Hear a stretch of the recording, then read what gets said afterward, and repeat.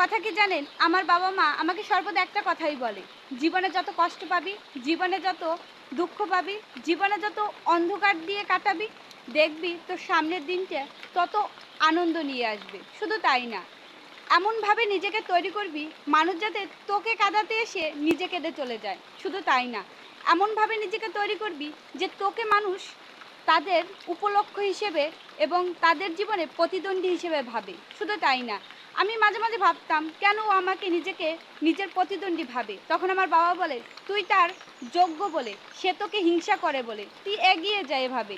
আমি সর্বদা আমার বাবা মার আশীর্বাদ, আমার বাবা মার ভালোবাসা নিয়ে এভাবেই এগিয়ে যাচ্ছি।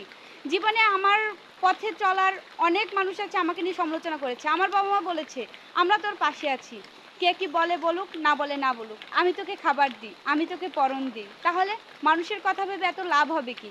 তাই বাবা মার কথা শুনুন, বাবা মার মনের মতো করে কাজ করে এগিয়ে যান, দেখবেন জীবনে অবশ্যই একদিন না একদিন সফলতা আসবে।